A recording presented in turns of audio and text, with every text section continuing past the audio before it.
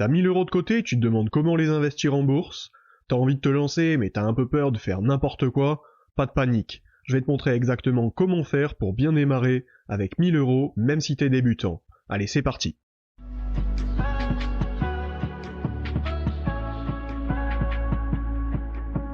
Alors la première chose à faire, c'est de te poser cette question. Pourquoi tu veux investir? Si tu veux cet argent pour un projet à court terme, genre dans 1 an ou 2, la bourse, c'est peut-être pas la meilleure idée. Sur une période si courte, rien te permet d'être sûr que tu ressortiras avec plus d'argent que t'as mis au départ. Par contre, si tu te dis que c'est pour un long terme, genre 5 à 10 ans, là ça devient vraiment intéressant. Plus t'attends, plus les risques s'équilibrent et les chances de faire des bénéfices augmentent. Bon, une fois que tu sais pourquoi tu investis, faut choisir ta stratégie. Et là, je te conseille 2 trucs simples. Les ETF et les actions individuelles. Les ETF, c'est vraiment cool quand tu débutes. C'est comme acheter un panier d'actions. Par exemple, t'achètes un ETF qui suit le S&P 500 et hop, t'as une petite part des 500 plus grandes entreprises américaines. Ça te permet de diversifier sans vraiment te casser la tête. Si tu te sens plus aventureux, tu peux aussi investir dans des actions individuelles, genre des boîtes que tu connais bien, Total Energy, LVMH, Google. Mais attention, c'est plus risqué parce que tu es dépendant de la santé d'une seule entreprise, donc si elle galère, toi aussi. Ça demande de se pencher un peu plus en détail sur les états financiers de ces boîtes. Et toi, t'es plus ETF ou action individuelle? Dis-moi en commentaire ce que tu préfères, ou si tu sais pas encore trop quoi choisir, balance ta question en commentaire, je répondrai avec plaisir.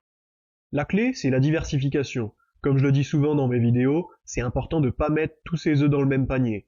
Par exemple, avec 1000 euros, tu pourrais faire un truc du genre 500 euros dans un ETF du S&P 500, comme ça t'es exposé aux 500 plus grosses entreprises américaines en une seule ligne, 250 euros dans un ETF exposé à l'Europe, genre Stoxx 600, et les 250 euros qui restent dans une ou deux actions d'entreprises que tu connais et auxquelles tu crois sur le long terme. C'est simple et efficace. Alors bien sûr, ça c'est juste une idée et pas un conseil, faut que tu fasses tes propres analyses avant de te lancer, mais ça peut être une répartition assez cohérente.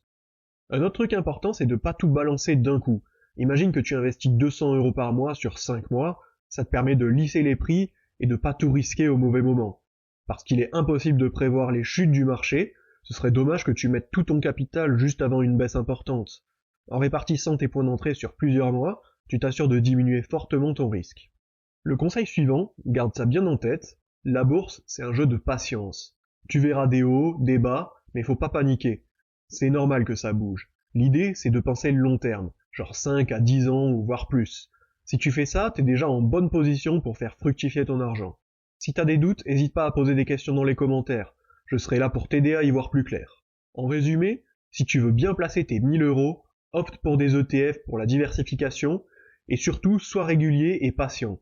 Si tu fais ça, tu maximises tes chances de voir ton argent grandir sur le long terme. Voilà, c'est tout pour cette courte vidéo, j'espère que ça t'aura aidé à y voir plus clair.